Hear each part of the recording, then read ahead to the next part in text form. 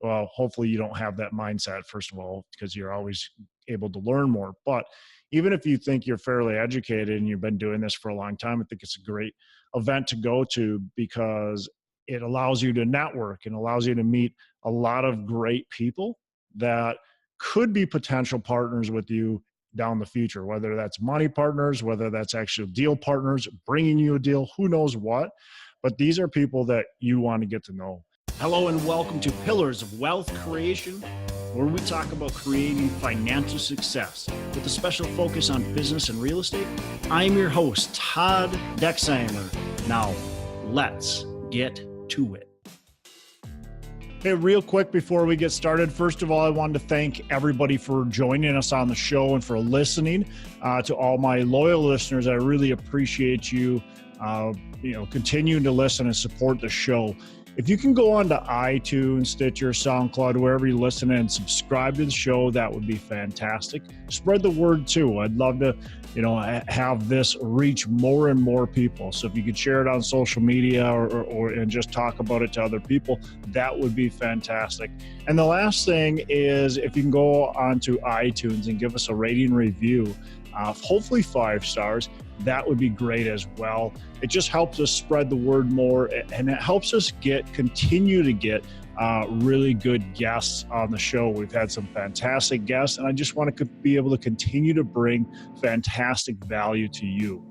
Go onto our Facebook page too, Pillars of Wealth Facebook page, and I'd like to hear from you as a listener of what you're doing in business, what you've got going on, what you are maybe struggling with or being successful with, and then what we can do on the show to help push you to that next level. Maybe questions we can ask our guests, maybe guests that we can get on the show to talk about certain topics, certain things that are really you're needing some extra support with.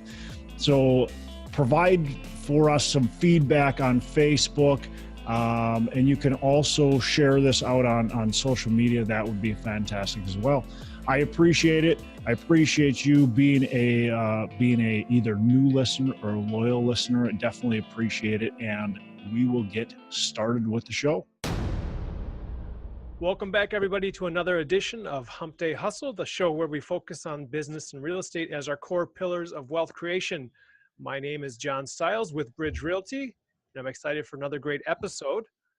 Today, we're going to be talking about one of Todd's most recent apartment acquisitions, and that's going to be really exciting. So with that, here is our host, Todd Dexheimer. Todd, how are you doing today?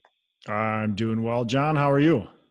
I'm doing great. We're recording here on a Monday, so Monday is a great day to be alive. Yeah, absolutely. Start of the week. Sometimes it's hard to get the wheels turning at the start of the week. So one thing that I've done that's helped me quite a bit is actually on Sunday evening after I put my kids to bed, I write kind of my week goals down. What do I want to accomplish in that week? And then I also write on some of the main tasks that I need to do. Then I also map out my Monday and usually Monday and Tuesday. I used to map out my Monday through Friday, but then I found that it changed so much. And so now I just map out my Monday and Tuesday, and then I map out some of the main things that I have. So I write down if it's Wednesday and I've got an appointment at 2:00, I'll put that down. So those are the things that are set in stone. Then as I get to Tuesday, then I map out my Wednesday, and then I map out my Thursday, and then I map out my Friday. So, but for me, that's really helped a lot. And then Monday morning when I get up, I review the week's goals, what we're going to accomplish that week, and then really start to hammer into it. So that's totally sidetracked from what we're talking about, but I just wanted to mention that because I thought it was good. It's been helping me a lot. Yeah, for sure. Exactly, because if you wake up Monday morning and you're trying to figure out what in the world you're doing, you can lose several hours just figuring that out. So yeah, you get the case of the Mondays already. So we don't want to be stuck in that whatever that movie was, the Office Space or whatever it was, where they got the case of the Mondays. So yeah, I wanted to talk about my recent acquisition, talk a little bit about that, and then I also wanted to talk about this real estate conference that I have coming up. And John, you're part of the planning on that. You're going to be part of the conference, and I'm excited for you to be a part of it. And we got a couple other guys that are a part of it as well. That excited just to have this conference and bring a lot of value to everybody. Hopefully, a bunch of people that are listening here and people from all over. So we want to cover both of those. Yeah. So first things first, congratulations on closing on this deal. Yeah, thank you. It's been a long time coming. So tell us some of the basic facts, like where is it at? Yeah, How big of a place is it? And how much did you spend on it? yeah. So it's a 224 unit Class B value add in Tennessee. It's comprised of, I don't even remember exactly how many buildings, quite a few buildings, but it's all in one complex. Mostly it's got some ones, twos. So it's a good unit mix.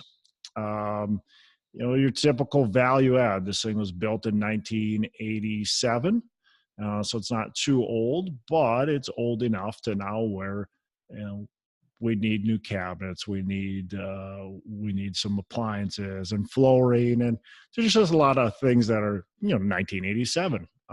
So it needs to be updated. There's been some updates done to it, but we need some more updates.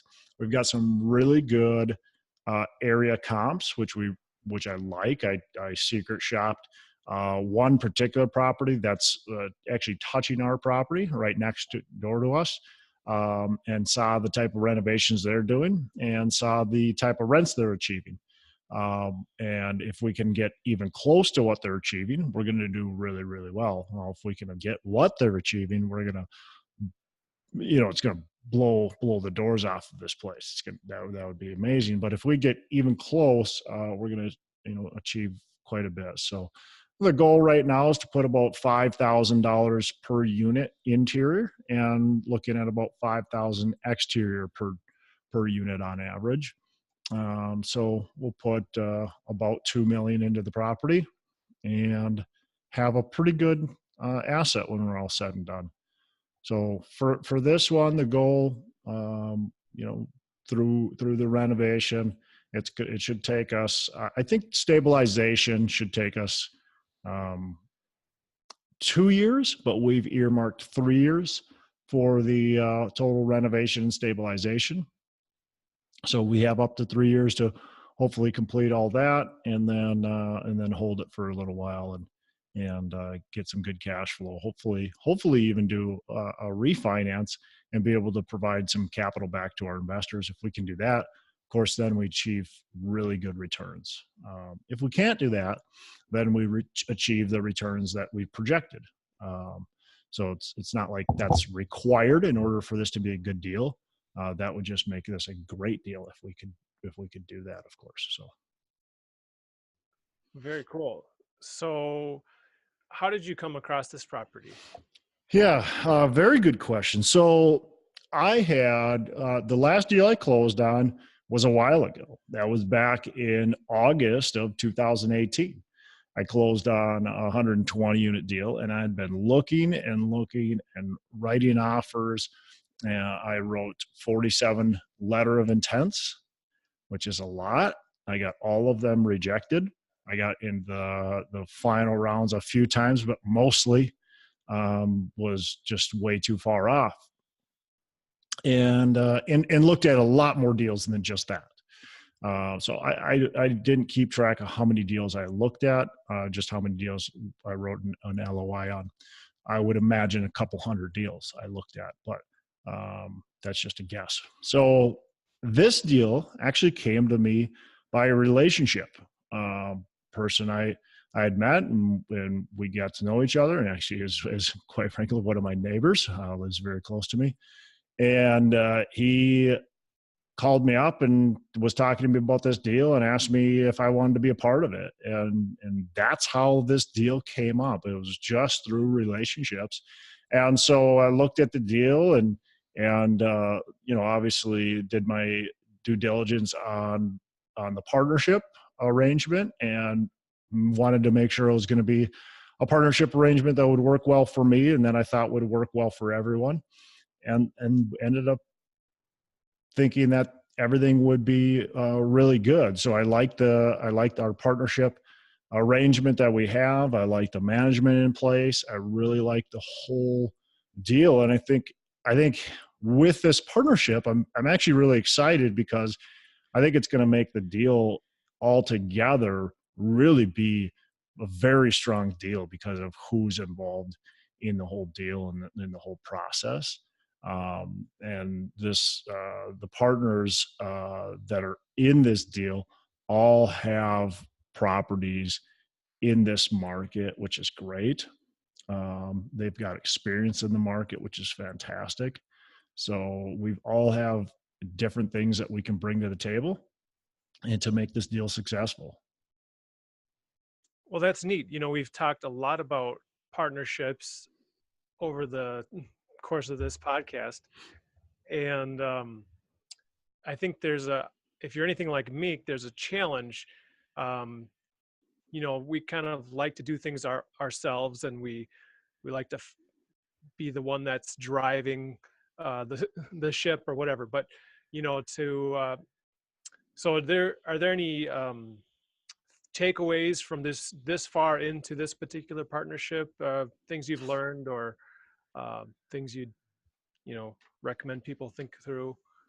Yeah, I don't think anything too crazy right now. I mean, hopefully things will go well, and this will be a great partnership, and we can continue to do more. But right now, I would say the biggest things, and this is important, and I knew it prior to this, is we defined our roles. We defined our percentage splits, who got what and why. That was really important to understand what we're all bringing to the table, and then what everybody gets. So to make it fair for everyone, because, we don't want to be partway through this project and people going, oh, geez, I don't have enough equity. That could happen still, but we tried to hash that out right now. And so everything's drawn up, and, legal docs and all that kind of stuff. So there is no confusion there of who's doing what role, and what percentage they get. And naturally, I'm the type of person that wants to ensure the project goes well. So even though I might not have certain roles, I'll probably be more involved, and try not to step on toes. Of course, that's what you have to be careful of when you try to make sure everything's going well. But you just want to make sure the project's going smoothly. So that's kind of my personality. But I'm excited for it. It's challenging. I think I've had partnerships, several different partnerships throughout the years. Some of them haven't gone so well. So there's always hesitation of doing a partnership, but I feel that this one has been set up properly to mitigate some of those challenges that do arise in partnerships. Very good.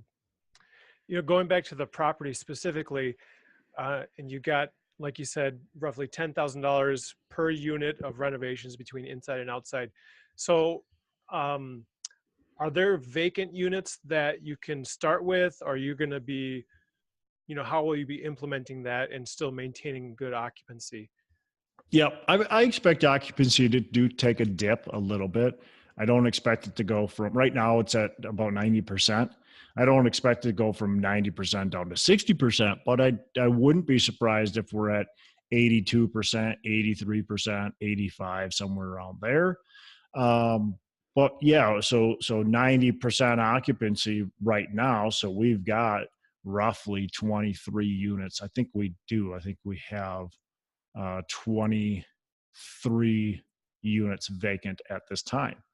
So we've got 23 units to start on. We'll start on all of those, and then we begin talking with the tenants that are good, our best tenants, and seeing if anyone wants to move over to a renovated unit at, of course, a higher rent price and probably slightly discounted rent from what we would otherwise charge to try to get some of our best tenants to move. And that should free up some units. It probably won't free up 23, but that'll free up some units. And that'll allow us to continue doing that program. We just continue that until you run out of people that want to move over to an upgraded unit. And then eventually you do have to start, basically when leases end, not renewing them in order to continue to renovate the units. Okay. Yeah. Cool. Any other big factors or features of your business plan and how you plan to approach this property? Well, one of the things that we've really looked at are what are some amenities that our property is lacking, and we want to bring amenities into the community that is going to really attract tenants. So that's what we're really looking at and trying to figure out are what are our top amenities that we should be bringing into the community. Right now, there is no pool, but all of our competing properties have a pool. This property used to have a pool. There's a tennis court that's old and ratty. We'll probably take that tennis court out and actually turn it into a dog park. There's different amenity types that we're looking at. Do we do dog parks? Do we do a dog wash station? Do we do a car wash station? What do we do the pool? What are the types of things that we do to really attract tenants into the property and to be able to retain tenants into that property as well? So we want to set ourselves kind of apart, not only on, we want to make the interiors nice, but we want to make the amenity package attractive to tenants as well. Yeah, I can see the dog park being used a lot more than a tennis court. Yeah, tennis court just is not going to get used. Yeah. So that, I don't know, there's not too much more. It's just right now it's about implementing our business plan, making sure our management company and contractors are aligned with what we want to do, and keeping that moving. The challenges of doing a renovation like this, in my opinion, and it's always been the same, is getting it off the ground, getting it started. It's easy for it to be a month or 2 months out, and all of a sudden you're going, holy cow, nothing's been done. We still have 23 vacant units. We don't have anything renovated. So right now it's pushing to let's get a schedule started. Let's get these. We need to get some units started and renovated so we can get that momentum. Once you get the momentum, it's easier to keep it up, but to actually get that ball started, it's very difficult. Yep. Well, get on it then. Yeah, get on it. Cool. Yeah, cool. So let's talk about this conference, John. You're a part of it. I brought you in because I thought our goals would align well with it. I brought in a couple other guys who I thought would really help push this conference and event, and we could really make it a success. So the conference is called the Northstar Real Estate Conference.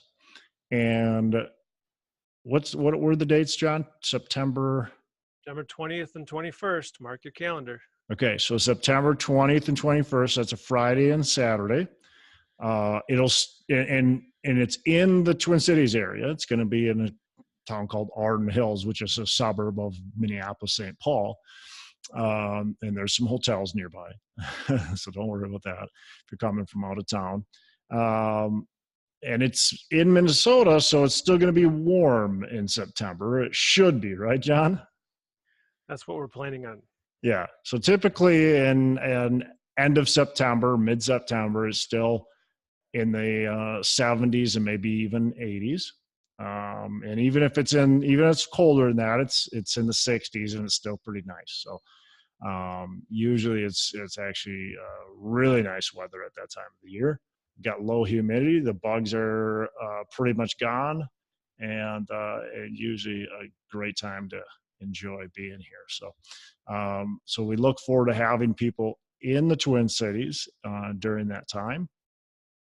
And tell us a couple highlights, John, that you want to point out with the event. Yeah, I think, there's two main reasons you would come to a conference. Number one is the education, to learn. And so we've got a lot of great speakers lined up. Many of them are confirmed. A few we're still working on confirmations, but some names just to throw out there. Todd Dexheimer is one of our speakers. Hey, I know that guy. And Mike Sowers, Jordan Moorhead, Rafiq Moore, Kevin Ortner from. So let's slow down here. Sure. Rafiq Moore, he was on the podcast early on, and I don't have the episode in front of me, but I'm going to say right around episode 25. Trevor McGregor, did you say him? Has he name yet? I have not got to him. Okay. Well, Trevor McGregor is our keynote speaker, and he is a peak performance, master platinum coach. So, and Trevor was on episode 18 of the podcast, and I'm going to have him back on real soon. I got to talk to him and get him scheduled here because I want to get him back on, and I want to get that aired before the conference because I think everybody's going to get motivated to want to go to that conference after they hear Trevor speak, and he does an excellent job. You mentioned Kevin Ortner. Kevin, has he aired on the podcast? He just aired on the podcast. So Kevin just aired on the podcast just a few weeks ago. So go back to right around episode 165, and you'll hear Kevin as well. Who else, John? Yeah, several local people as well. Kevin, let's see, Joe VC, and he's going to be speaking on 1031 exchanges. Yep. Let's see, we've got Zach Robbins. And he was on our podcast as well. Zach Robbins and David Ducini, and we're going to do a panel with them talking about a few things. We're going to be talking about crowdfunding and talking about the some different SEC rules on raising money. And Zach Robbins, he was one of the main people behind what's called Minvest, and Minvest in Minnesota allows companies to publicly raise for non-accredited and accredited investors, which is quite a bit different than your typical crowdfunding that you see where it's only accredited investors. This allows people within the state to be able to get involved in any type of private offering. Well, it's public, but through Minvest. So Zach is a securities attorney, does an excellent job. So he's a great guy to be hearing. And then David Ducini, he has a crowdfunding portal, and so he knows the ins and outs of crowdfunding, and excellent person to be talking to and knowing what's going on in the crowdfunding space as well. So that'll be a great topic and two great people to be involved in that. Yeah, great. Another speaker is Andy Noble, and he's a real estate broker here with Keller Williams, and got a lot of experience. Yeah, well, Andy's too. He's going to have an amazing story because Andy, he owned a ton of stuff prior to the crash. He owned a lot of apartments. He owned oceanfront property. He owned brokerages. He was doing really well, and he lost it all and dug himself out of the hole. It took him a long time, but he dug himself out of the hole, and now he's back, and he owns. He's starting to own again and doing really well now. So it's going to be a very inspirational story, a story that you can really take and learn a lot from as we look in the economy right now and what's going on. We want to learn from people's mistakes that got crushed the last time, because none of us want to dig out of a hole like Andy had to. So that's going to be an excellent person to have up on stage and be talking about, what he experienced there and how he learned from it. Yeah, of course. And, we've mentioned some of this already, but what would you say are some of the main topics that we're going to be covering? Um, Apartment syndication, I'm sure you'll be covering that. And what are the other topics that we'll be covering? Yeah, so we've got a couple other speakers, and I'll speak to their topics. So Kevin Bupp will be coming, and he's going to be speaking about mobile homes. We've got Paul Moore; he'll be coming and speaking about self storage. We've got Mike Sowers; he'll be speaking about commercial real estate. And Rafiq Moore, both of them do a lot of commercial real estate, and they do a lot of value add commercial real estate. They do a lot of arbitrage, which is basically fancy word for wholesaling. So they get very creative, especially Rafiq. He's like this creative genius in commercial real estate. So both of them will be fantastic in like the commercial field. They do a lot with light industrial. Mike's got a couple development projects, in line. He's going through some of those phases, getting the entitlement process done. We also have some people speaking about value add, multifamily and commercial. We've got some people that are going to be speaking on that have full-time jobs and that don't do real estate full-time, but they've done really well in real estate. And I think that's really cool because some of us have full-time jobs or maybe have other businesses and we want to be heavily involved in real estate. So we're going to be talking about that. We're also going to be talking on the passive real estate side. How do you become a passive real estate investor? And we're going to have people that are passive real estate investors. They're speaking about their experiences and what they look out for and what they look for in investments. And of course, with that, that's good for not only the passive investors, but that's good for the active investors that are trying to get passive investors too. So, what else? Some mindset things, of course. You talk Kevin Ortner. He's coming. He's CEO of Renters Warehouse. He'll be talking about building a big, Renters Warehouse is a huge business now, and they started from nothing not too long ago. So he'll be talking about, how do you grow and multiply your business. Kevin Amolsch, he's coming. He's with Pine Financial. He's raised a ton of money. He's going to be talking about, his strategy behind that. So got some great speakers and I think some great topics. I don't know. I'm sure there's a lot of other topics we're covering that I haven't mentioned, John. Anything else that I haven't mentioned yet?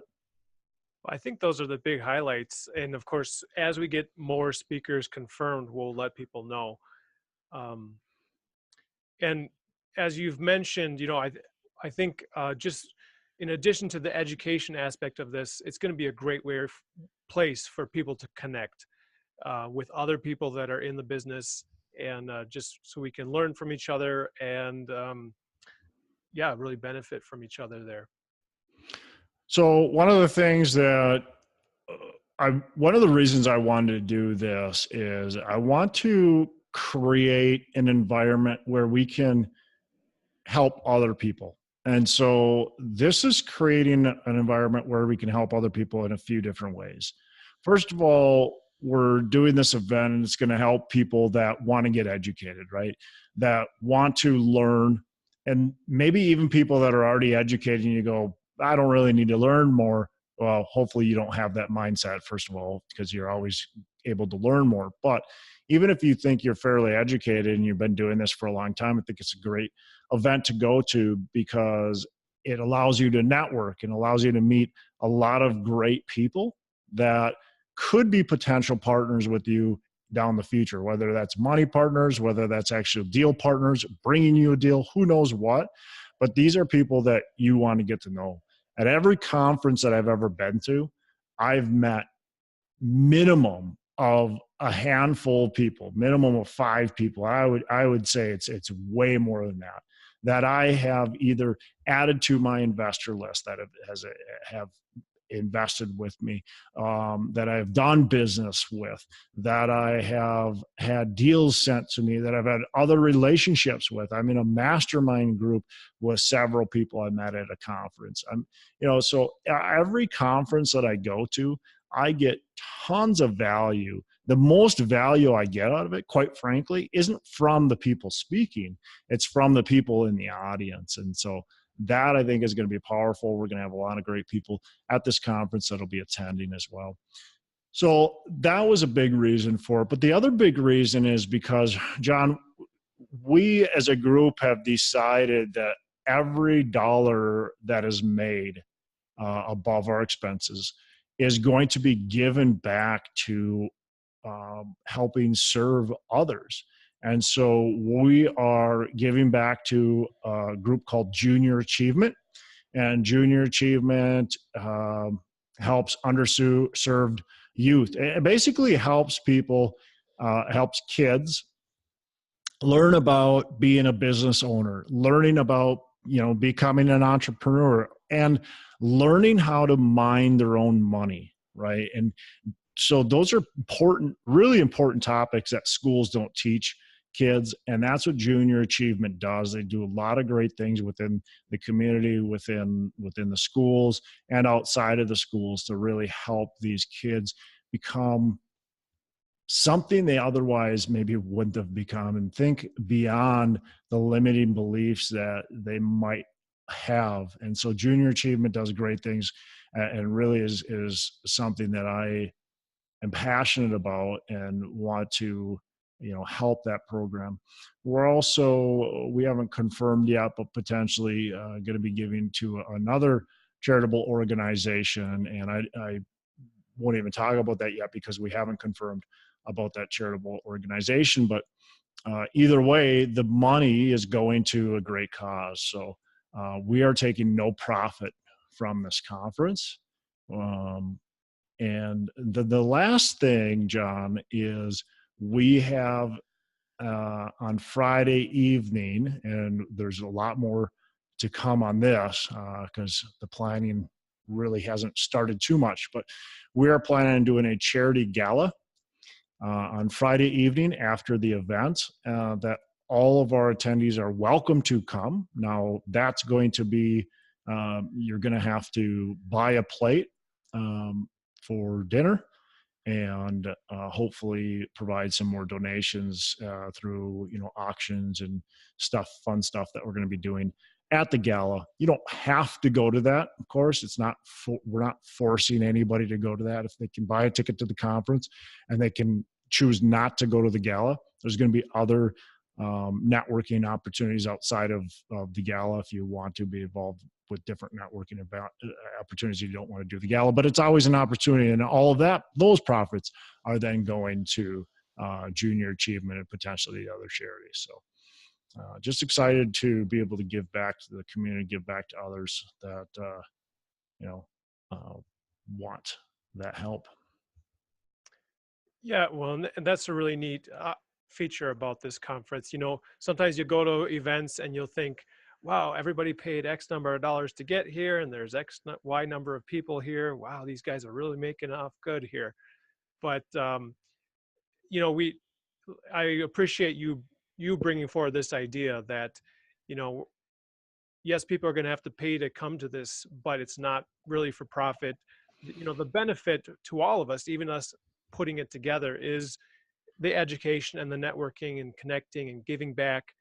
And so really stressing this giving back through the profits as well is a great way to do that. So yeah. And so as you book your ticket and you decide you want to go to this, think of the difference that you're actually making in other people's lives. Not only are you getting a great education for what I would call a pretty affordable price, but you're actually benefiting other people through your ticket purchase. So right now, John, tickets can be purchased on Eventbrite. We'll put the show notes, we'll put the link in the show notes. John, there's a promo code right now. Do you remember what that promo code is? Or we'll have that in the show notes either way. yeah, I believe it's early bird. Okay. So yeah, so there's a promo code. We'll put it in the show notes, and that way you can get the promo code and pay attention on like Facebook and other social media. We'll be blasting this out real soon as we kind of dial in our speaker list and all that kind of stuff. Yep. We've just recently been putting together the details, and they're coming together. So it's exciting to see this happen. But go ahead and mark yourself as interested in the Facebook event, and that's probably where you can see a lot of the updates for what the different speakers and any other updates that are coming along with it. And you'll put that Facebook on the show notes as well, right? Yep. Perfect. Well, awesome, John. Well, I appreciate it. Again, I'm excited that you're a part of this, helping make this happen. I think it's going to be a great event. I'm excited to have a lot of our listeners, hopefully will be joining us at the show. And some of you I have met already, and a lot of you I haven't met. So I'd love to meet you in Minneapolis on September 20th and 21st. Yes, we are excited to see all you. So if you enjoyed this show and what we've talked about today, be sure to comment on the YouTube video, or you can go to our Facebook page, Pillars of Wealth Creation, and connect with us there. And be sure to help us get the word out to other people by giving us a 5-star rating on iTunes and review there as well. We appreciate that. Well, and John, anybody here that listen to this episode and you think, hey, I know somebody that might be interested in this conference, share this episode with them so they can hear a little bit more about it, and they can join us at the conference. I'd love to have, I'm hoping to sell this thing out.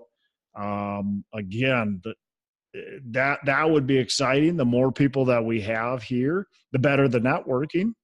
And of course, the more money we raise for the junior achievement. And so that's a huge benefit as well. So that's it. That's all I got, man. You have a fantastic rest of the day, and make every day a Saturday. Hey, thanks for listening to the show. Couple things before we go. Again, go on to our Facebook page, Pillars of Wealth. We'd love to have you on there. Go on to iTunes, give us a rating and review, and subscribe to the show. Also, don't forget, reach out to me if you want any help with potentially growing your business, and reach out to John Stiles to help you buy or sell real estate. Thanks for listening. We appreciate it. Have a fantastic rest of the day. And as I say, make every day a Saturday.